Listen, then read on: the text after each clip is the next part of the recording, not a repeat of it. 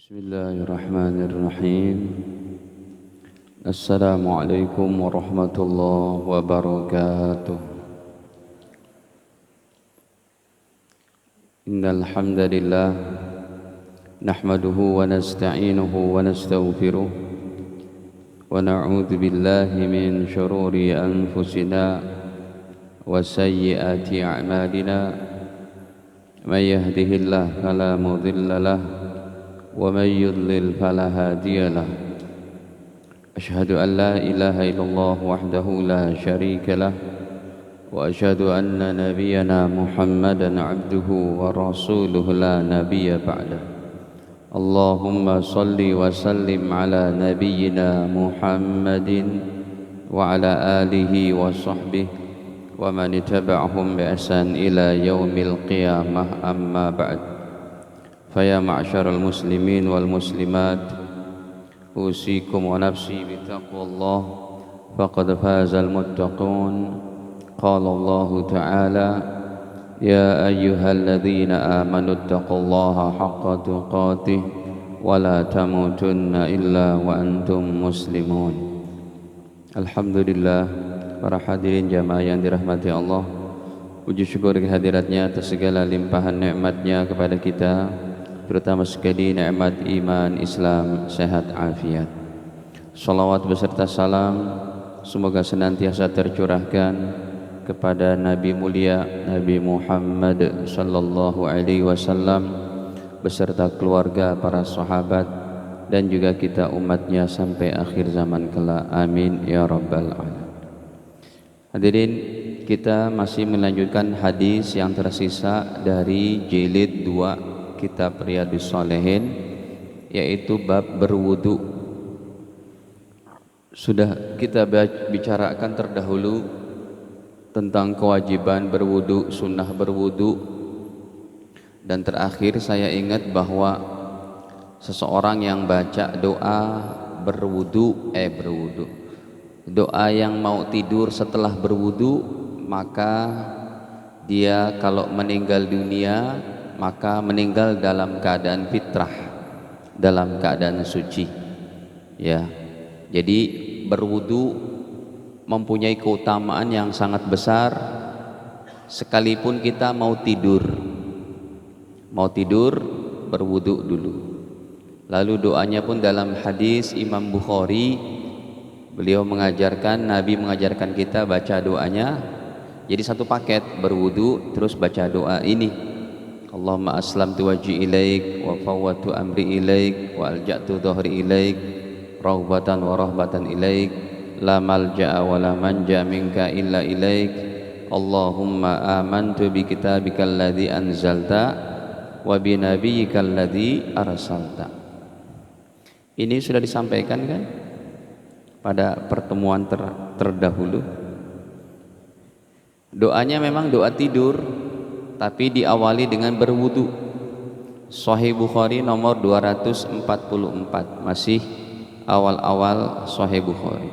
Nah, keistimewaan doa ini dibaca ketika mau tidur.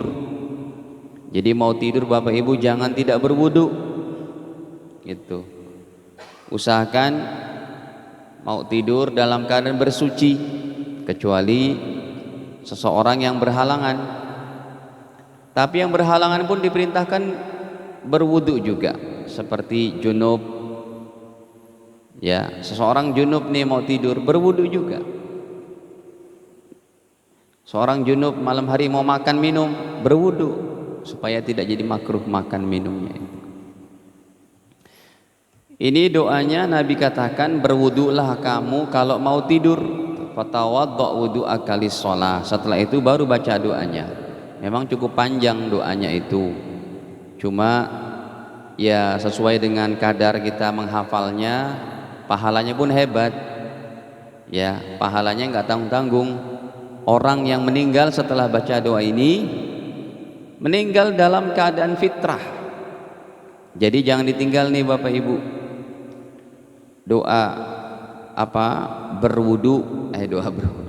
Doa mau tidur setelah berwudu. Nih, dari sini Allahumma aslamtu wajhi ilaik wa fawwatu amri ilaik wa alja'tu dhahri ilaik raghbatan wa rahbatan ilaik la malja'a wa la manja minka illa ilaik. Allahumma amantu bi kitabikal ladzi anzalta wa bi nabiyyikal ladzi arsalta. Cukup panjang memang doanya. Sudah pada hafal Bapak Ibu? Kan udah diberikan ya 2 minggu lalu, sebulan lalu. Belum? Sudah Bapak Ibu lupa.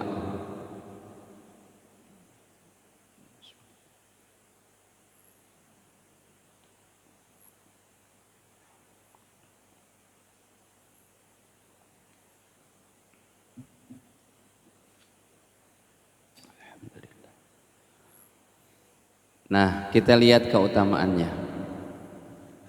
Kata Nabi, fa in mutta, kalau kamu meninggal dunia min lailatika, pada malamnya itu, fa anta 'alal fitrah. Hebat ya, maka kamu meninggal dalam keadaan fitrah, suci. Waj'alhunna akhir ma tatakallam bih, dan jadikanlah doa yang tadi ucapan terakhir sebelum kita memejamkan mata.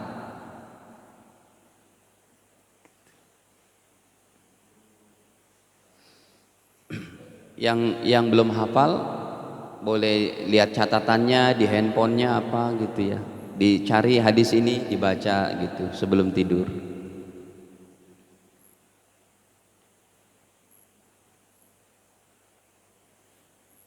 Jadi kita buka handphone, kita terakhir megang handphone pun untuk kebaikan, baca doa tidur yang hebat ini.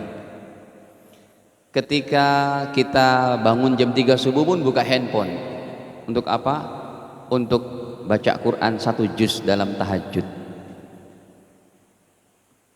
Ada orang bilang, bangun tidur handphone, mau tidur handphone. Iyalah, bangun tidurnya handphone, kita baca Quran di situ pakai Quran Android.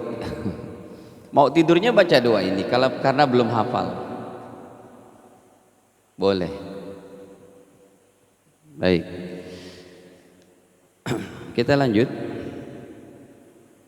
Nabi bersabda dalam hadis selanjutnya, ala adullukum ala ma yamhullahu bihil khotoya. Mau tidak kalian aku kasih tahu sesuatu yang bisa Allah hapus dosa kalian dengan sesuatu ini. Wa yarfa' bihi darajat, dan juga bisa mengangkat derajat. Allah angkat derajat kalian dengan sesuatu ini. Qalu, para sahabat menjawab, bala ya Rasulullah, baik wahai Rasul. Tentu para sahabat senang ya diberikan amalan oleh Nabi ya, dikasih wejangan, sampai sekarang pun kita menikmati hasilnya itu. Yaitu Nabi menjawab, isbaghul wudu'i, menyempurnakan air wudu, alal makarih, dalam keadaan susah. Ini praktek hadis ini nggak ada di Jakarta ini. Jadi maksudnya hadis ini Nabi sabdakan ketika musim dingin di Madinah, menyempurnakan berwudu dalam keadaan susah, yaitu dingin yang sangat hebat. Dan zaman Nabi belum ada seperti di kota-kota besar yang punya 4 musim. Kalau sekarang kota-kota besar di dunia yang punya 4 musim, masjid-masjidnya ada alat khusus pemanas. Coba aja di India, di Pakistan, di kota-kota besarnya itu, kalau bulan Desember sampai Februari Maret, air wudhunya panas itu. Ada alatnya khusus. Nah, zaman Nabi belum ada. Itu di Madinah, Masya Allah dinginnya Pak. Dalam keadaan dingin seperti itu, kata Nabi, tetap kamu menyempurnakan wudhumu. Menyempurnakan wudhu kita dalam keadaan susah, dalam keadaan dingin yang sangat hebat. Mungkin daerah dingin di Indonesia masih bisa dapat hadis ini. Ya. kayak daerah puncak agak dingin gitu ya. Puncak udah nggak begitu dingin sih, paling subuh ya masih lumayan ya. Wa kasratul khuta ilal masajid, dan memperbanyak langkah-langkah ke masjid-masjid. Setelah berwudu berjalan kaki melangkah ke masjid. Wantidharu sholati ba'da sholati, dan menunggu waktu sholat kepada waktu sholat yang lain. Ini prakteknya sekarang. Habis sholat maghrib mau ke isya.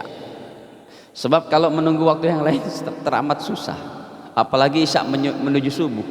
Siapa yang kuat Pak di sini terus, di masjid terus kayak sekarang? Subuh menuju zuhur aja nggak ada yang kuat. Habis sholat subuh kita pulang ke rumah. Iya ada aktivitas lah ini itu macam-macam. Nah ini yang paling gampang, waktu yang private-nya itu maghrib isya. Sampai orang yang bekerja pun, orang yang dia kantoran tetap masih bisa menjalankan hadis ini. Menunggu waktu sholat kepada sholat yang lain. Jadi Bapak Ibu ini sekarang dalam keadaan tetap ada wudunya, itu dihitung sholat sekarang. Dihitung sholat sunnah terus sampai fadzalikumur ribat, dan itulah ribat ya, artinya amalan yang dijaga itu kata Nabi ribat, penjagaan seperti itu. Ribat ini biasanya kata-kata dipakai untuk peperangan ya, siapa yang berada di perbatasan untuk berjaga-jaga. Nah orang yang beramal soleh kayak begitu, dari rumah ke masjid berjalan kaki, menunggu waktu sholat, menyempurnakan berwudu, kata Nabi itulah penjagaan, ar-ribat. 2 kali ya diulang sama Rasul, fadzalikumur ribat, itulah penjagaan. Rawahu Muslim, hadis ini riwayat Imam Muslim. Kemudian masih riwayat Imam Muslim, ini hadis yang cukup terkenal. Cuma kata-katanya bukan an-nazafatu. Biasanya kita dengar an-nazafatu minal iman, kebersihan sebagian dari iman. Nah kalau an-nazafatu itu memang tidak didapati dalam hadis. Jadi yang ada bukan an-nazafatu, tapi at-tuhuru, kebersihan itu syatrul iman, sebagian dari iman ya. Ini hadirin harus dipraktekkan ini, jangan cuma jadi hiasan di mulut saja.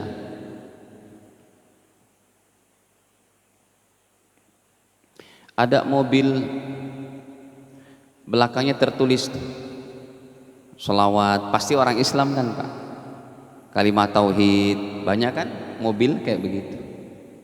Dulu mobil saya juga ada, cuma ada yang copot itu ada yang gores gitu ya. Ya udahlah sekarang kita nggak pasang lagi. Hadirin ada yang pasang kayak begitu kan, berarti orang Islam kan. Tiba-tiba habis minum nih gelas air, gelas mineral, lempar aja dari jendelanya. Saya bilang ya Allah, mobil bagus, orang Islam, tapi nggak mengamalkan hadis ini. Jangan Pak ya, ini termasuk akhlak, kebersihan ini akhlak. Makanya di mana-mana masjid kita lihat bagus sekarang, toiletnya bersih ya. Masih ada sih kalau di kampung-kampung itu masih keadaannya sangat mengkhawatirkan itu untuk toilet-toilet Pak, nggak terjaga, nggak ini. Apalagi masalah kesuciannya ya. Contoh kalau tempat kencing berdiri, karena memang memakan tempat, sumpamanya kencingnya jongkok, kencing berdiri, tapi siraman airnya itu nyiprat ke bawah. Kalau nyiprat ke bawah, orangnya berjalan ke sana, itu najisnya ke bawah semua. Itu khawatirnya begitu. Makanya di beberapa tempat, di beberapa masjid diakal-akalin dengan apa? Air mengalir. Jadi ini tembok, ini toilet berdiri. Pas mau keluarnya itu ketika waktu sudah adzan, sudah mau kumandang adzan, maka kerannya dipasang di situ pakai pipa yang udah dilubangin sedikit-sedikit. Jadi airnya mengalir terus. Nanti kalau orang-orang udah nggak pada wudhu, tinggal dimatikan lagi. Itu bukan air mubazir, tapi air untuk menyelamatkan kaki kencing berdiri tadi. Kalau di sini gimana mau dibuat? Kencing berdiri, cipratannya kan nggak ada penyanggah itu, tidak ada air mengalir maksudnya. Tapi semoga nggak pada nyiprat ya Pak, yang kencing berdiri, airnya nggak pada netes ke bawah. Kalau ke bawah kan jadi najis, terus diinjek juga sama orangnya, dianya wudunya di sini, itu kan jadi talwis, namanya talwisun najasah, ya, membekasnya najis kemana-mana. Gitu. Jadi ada juga satu masjid yang dia buat lubang supaya orang yang habis dari wudhu nginjek ke situ. Cuma dia nggak diberikan secara otomatis, nanti mau keluarnya airnya ngembeng itu 3 minggu jadi bau juga. Nah yang bagus nggak usah pakai gituan, tapi pakai pipa dipasang di sini, pakai keran aja udah, pipanya dilubangin kecil-kecil, pas orang pada mau pipis di situ dinyalain. Kalau di Masjid Kebon Jeruk dulu pakai apa Pak keluarnya? Pakai itu ada ember besar, bak besar, yang keluar dia nyuci sendiri di situ. Nah, itu bagus. Tapi kalau orang yang nggak sadar nggak kecuci juga tuh, nyelonong aja. Cuma kalau udah pakai pipa yang dinyalakan, pas sudah mau masuk waktu sholat mulai dinyalakan, orang pipis, seberapapun yang nyiprat ke kakinya, yang diinjak, yang macam-macam, itu sudah tertuntaskan dengan air mengalir di situ. Ya, jadi kebersihan sebagian dari iman. Bagus ini, masya Allah. Ya.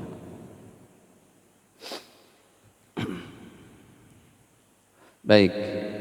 Hadirin, kemudian Nabi bersabda, "Ma minkum min ahadin yatawadda." Tidaklah salah seorang di antara kalian berwudu kemudian baca doanya. Masya Allah, doanya pendek banget, tapi pahalanya hebat banget. Cuma begini doanya, asyhadu alla ilaha illallah wahdahu la syarikalah wa asyhadu anna muhammadan abduhu wa rasuluh. Cuma segitu. Kalau mau ditambahkan boleh juga. Allahumma ja'alni minat tawabin wa ja'alni minal mutatahirin wa ja'alni min ibadikas salihin. Boleh. Tapi minimal saja dia baca begitu, asyhadu alla ilaha illallah wahdahu la syarikalah wa asyhadu anna muhammadan abduhu wa rasuluh. Masya Allah, kata Nabi, illa futihat lahu abwabul jannah, pasti akan dibukakan baginya 8 pintu surga. Cuma dengan baca doa wudu dibuka pintu surga yang 8.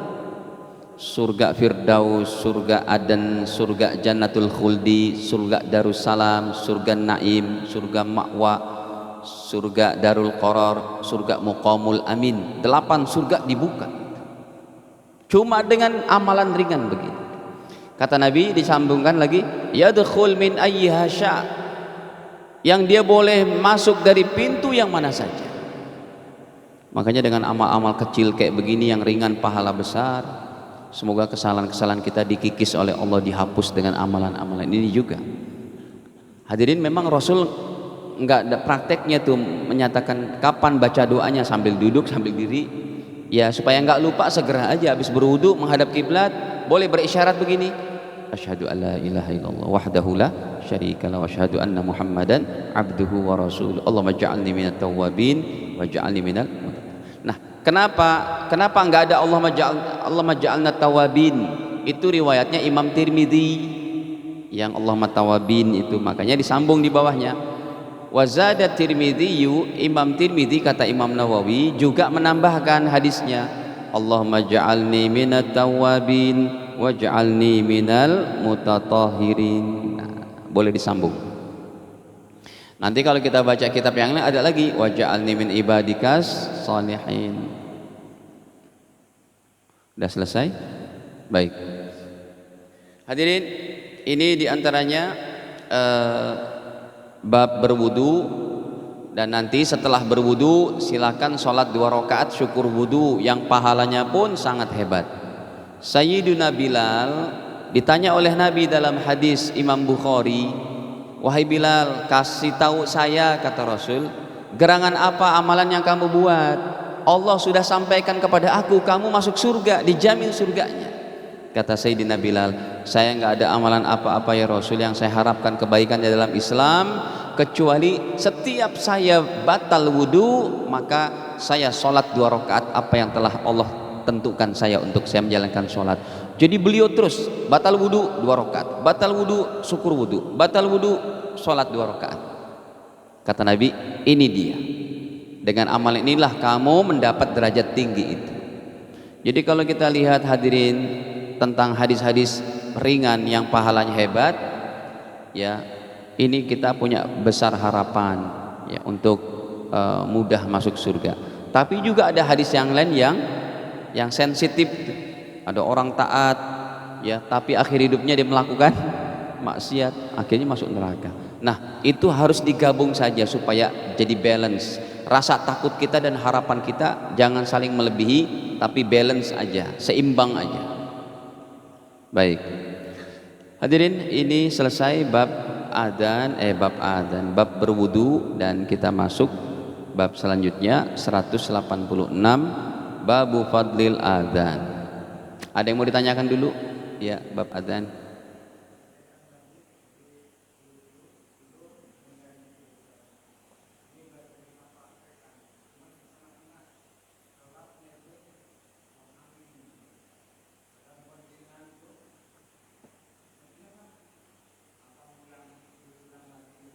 Ya. Ya. Yang benar jawabannya adalah tidak usah diulang lagi. Kalau diulang lagi kapan tidurnya? Batal lagi.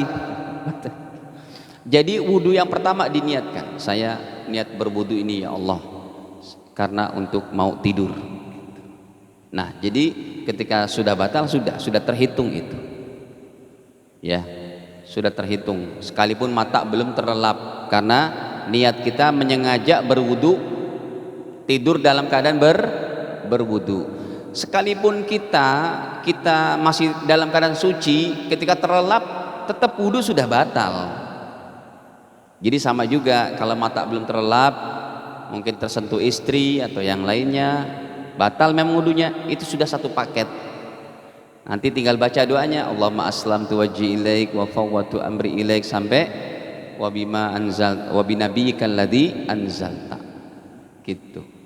Cuma supaya lebih sempurna doa tadi dibaca. Kalau susahnya di Google, WA saya nanti saya kasih. Ya yang tadi itu, ya WA saya nanti saya kasih. Kalau belum hafal emang panjang, kalau belum hafal baca aja, baca. Ini Maktabah Syamilah. Ini yang tadi saya tunjukkan, ini Maktabah Syamilah. Ya kita kan pakainya Maktabah Syamilah. Baik, untuk kemudahan saja ngaji pakai kitab digital kayak begini, untuk kemudahan, karena kalau kami bawa kitab langsung berat Pak. Mau bukanya lama juga. Ini kan tinggal dari hafalan ditulis bahasa Arabnya, klek keluar gitu. Iya Pak. Apa? Berwudu dengan cara mandi. Mandi apa?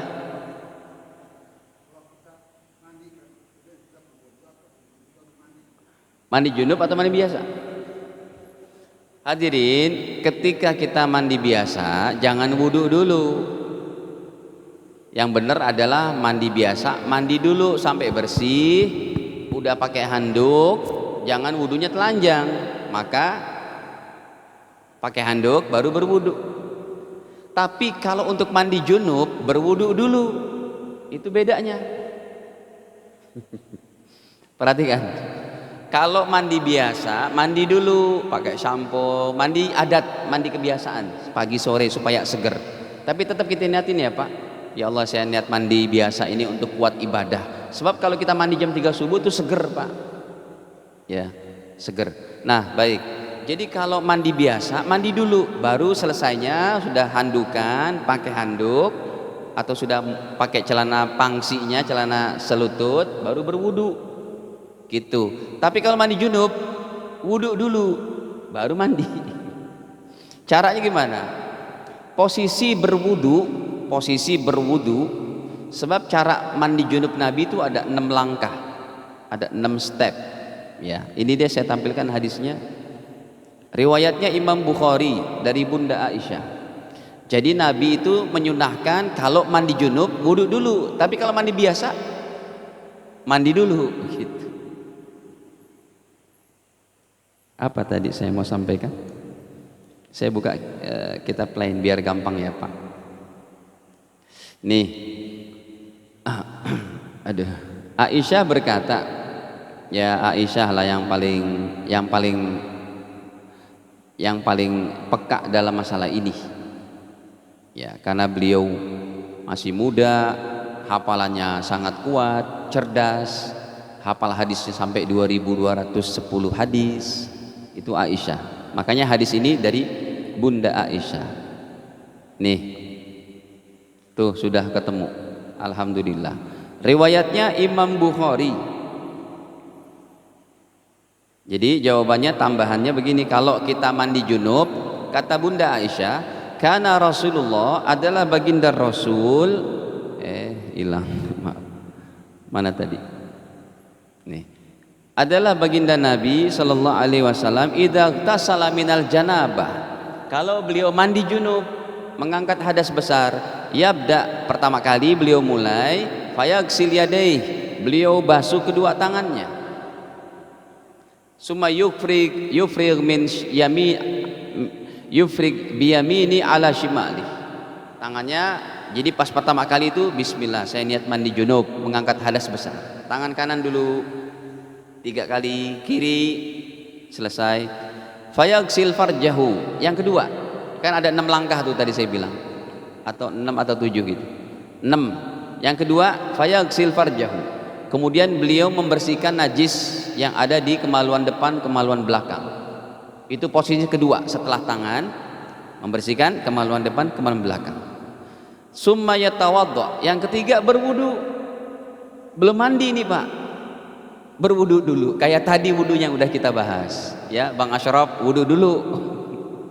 Wudu itu ketika mandi junub, bukan setelah mandi, tapi sebelumnya. Udah wudu, selesai. Tapi kan maaf, kemaluan depan belakang udah dibasuh belum? Udah dibersihkan dulu. Setelah itu jangan nyentuh lagi. Summa ya'khudul ma, kemudian beliau mengambil air, fayudkhil asabi'ahu fi usuli sya'r. Yang ke berapa langkahnya tuh? Keempat, ketiga. Kemudian beliau mengambil air ke kepalanya dan digosok-gosok sampai ke ujung-ujung rambutnya. Summa hafana ala ra'si salasa hafanat. Kemudian betul-betul beliau curahkan air sampai bersih. Yang ketiga. Yang keempat, summa afadha. Berarti berapa tuh jadinya? Yang keempat, kemudian cuma 5 ya. Kemudian beliau meratakan air ke seluruh tubuh. Nah itu baru tuh, setelah kepala baru yang lainnya, telinga, terus pakai sabun, samping-samping maaf bokong di sini terus. Cuma kan kemaluan depan belakang udah diapain tadi? Udah dibasuh duluan. Gitu. Terakhir, summa ghassala rijlaih, yang kelima adalah membasuh kedua kakinya sebelum keluar dari toilet. Itu langkah-langkah mandi junub. Ustadz, kalau saya mandi junub nggak pakai begini Ustadz, pasang shower langsung, saya niat mengangkat hadas besar, jebur, nggak pakai wudhu juga, sah tidak? Sah tidak? Tetap sah sih, cuma tidak dapat sunnah. Ustadz, rumah kami air mengalir di depan, sungai jernih, kami mandi junubnya cuma nyemplung aja, pas di dalam niat, saya niat mengangkat hadas besar, sudah sah juga, cuma tidak dapat sunnah. Gitu ya Pak? Beda. Kenapa? Kalau sholat Jumat niatnya menurut imam kita, Imam Syafi'i, tetap niat sunnah, cuma caranya, prakteknya, detailnya seperti mandi junub. Ya, jangan mau mandi Jumat niatnya saya niat mengangkat hadas besar, emangnya habis keluar sesuatu kan? Tidak. Jadi kalau mandi Jumat niatnya saya niat mandi Jumat sunnah. Hanya prakteknya kata Nabi kaghuslil janabah. Praktek sempurnanya itu seperti basuhannya kayak mandi junub, dari ujung rambut sampai ujung kaki tuntas semuanya. Ya. Dan untuk mandi hari Jumat itu termasuk amalan yang sangat hebat dalam satu paket maksudnya. Satu paketnya apa? Niat mandi Jumat, pakai pakaian terbaik, sudah berwudu, pakai perfume, jangan naik mobil, jangan naik motor, jangan naik sepeda. Ini satu paketnya begitu. Jalan kaki, maka setiap satu langkah itu berpahala 1 tahun tahajud dan puasa sunnah. Ini termasuk amalan yang paling hebat pada hari Jumat. Jadi kalau bapak ibu rumahnya kayak rumah Pak Haji ini, siapa Pak Haji siapa? Ya, beliau cuma 5 langkah, kalau bisa muter dulu ke situ. Kalau 5 langkah sayang, cuma dapat 5 tahun tahajud sama puasa sunnah. Tapi kalau muter dulu ternyata dapat 50 langkah, 50 tahun untuk pergi Jumatan saja. Ada hadisnya, gampang untuk ditampilkan juga. Saya katakan gampang, ya mudah. Gampang itu mudah, Pak. Riwayatnya Imam Nasai atau Tirmidzi, Abu Daud deh boleh, Abu Daud Tirmidzi. Nih, insya Allah nggak lama. Tuh sudah ada tuh. Kata Nabi, derajatnya pun sahih. Ya. Kata baginda, nomornya 345. Ya.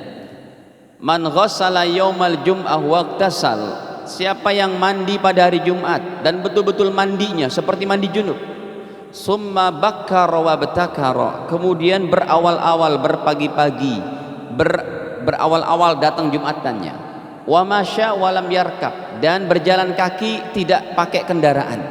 Diulang 2 kali sama Rasul. Wa masya berjalan kaki, walam yarkab tidak naik kendaraan. Kemudian kata Nabi, wadana minal imami, dan mendekat kepada imam, fastama'a, betul-betul mendengarkan, walam yalghu, dan tidak berbuat perkara yang sia-sia. Ya, lagi khutbah ngobrol apa gitu.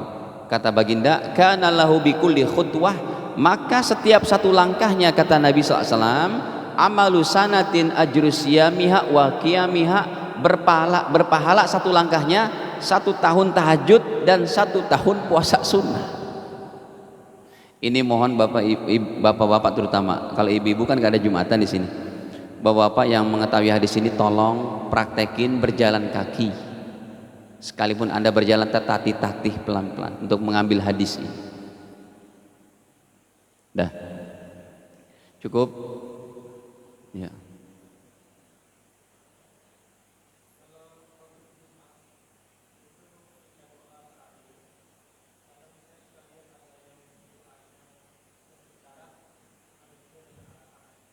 Dua-duanya betul.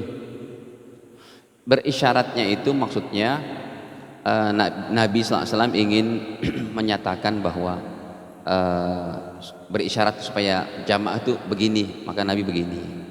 Kan kalau Nabi SAW bilangnya lagi khutbah, Allah maghfiril muslimin wal muslimat, kan nggak lucu, maka begini. Tapi dipakai secara zohirnya oleh madhabnya Imam Hambali, sepanjang doa imamnya Allah maghfir lil muslimin wal muslim, sepanjang doa.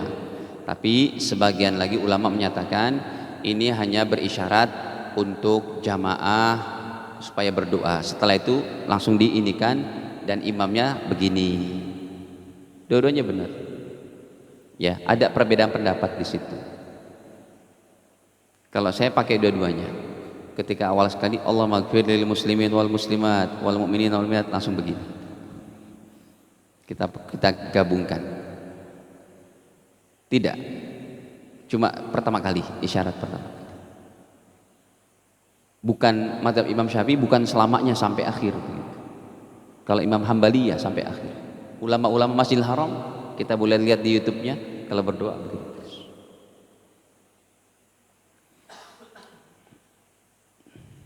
Baik.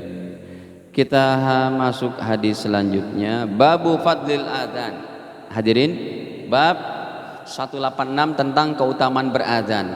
ini kalau pengurus masjid sudah menentukan muadzinnya di sini ada berapa orang, ya kita nggak bisa sih merebut pahala ini, Pak.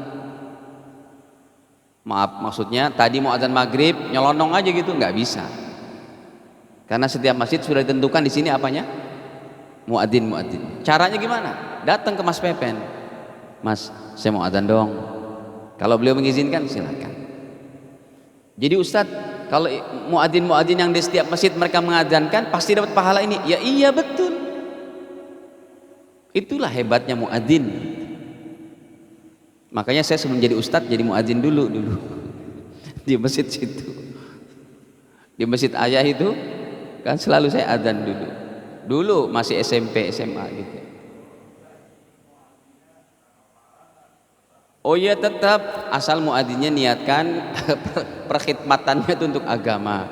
Kalau masalah digaji memang iya, kalau digaji memang yaitu sebuah kebijakan supaya muadzin ini tertib waktu. Kecuali kalau muadzin, Bang Ashraf dengar dulu, kecuali kalau muadzinnya narib, suara saya bagus nih, saya mau adzan di sini, tapi sebulan kasih segini. Kata Nabi jangan kasih, jangan ambil muadzin yang kayak gitu. Ada hadisnya, tapi sudah menjadi kebiasaan kita. Muadzin imam ini memang diberikan uang kesejahteraan supaya terawat. Sebab Masya Allah hadirin, berkali-kali saya katakan kepada masjid-masjid yang belum punya imam tetap, masjidnya besar, imamnya jorok-jorokan istilahnya itu, majunya itu maju. Ini nggak bagus banget masjid besar kayak gitu. Nah, ini contoh masjid bagus Al-Amanah, imamnya ada, ya suaranya bagus-bagus, penghafal Quran semua gitu ya, berjenggot lagi, full sunnah kan. Nih hadisnya, memang Rasul larang itu, jangan kamu ambil muadzin yang minta upah. Maksudnya dari awalnya itu dia, saya digaji berapa, kalau dia daftar jadi muadzin dia nggak minta apa-apa, ikhlas karena Allah, tapi memang ada uang kesejahteraan dari DKM gitu ya. Nah itu bagus, nggak apa-apa, itu sesuai dengan apa yang Bang Ashraf tanya. Nih coba nih saya tampilkan hadisnya. Bukan yang ini kitabnya.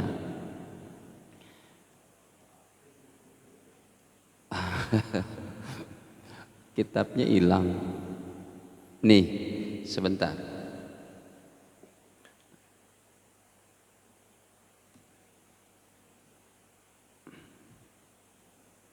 Tulis dulu.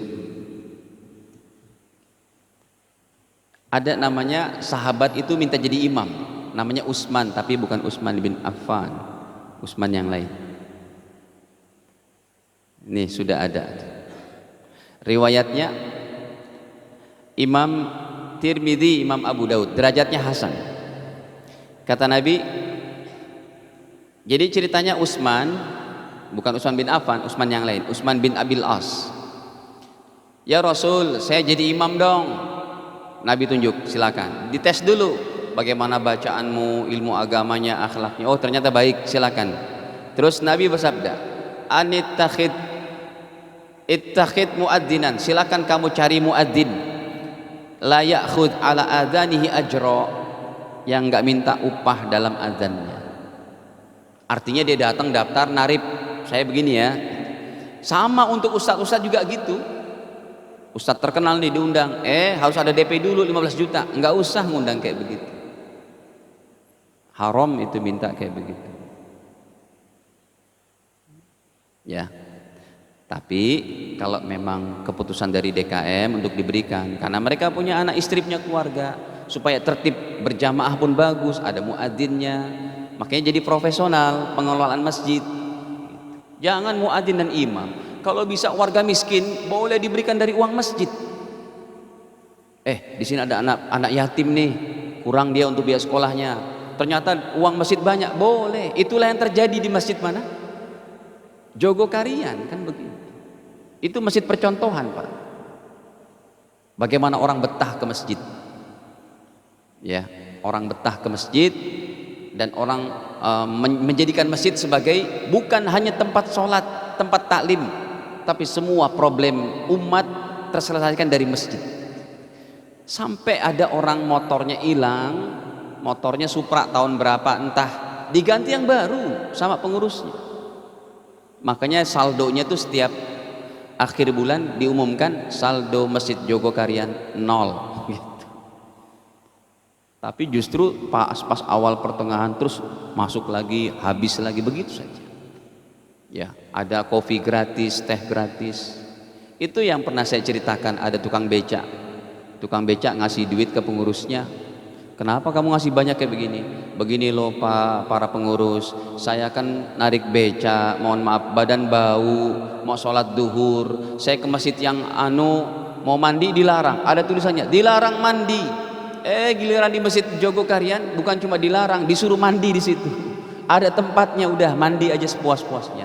Jadi saya bisa menyaman, warga yang bersampingan dengan saya sholatnya nggak kebauan, ya, bau keringat, saya ganti baju, saya pakai sarung, saya sholat. Jadi saya sudah niatkan, Pak, ini uang berapa juta untuk masjid gitu.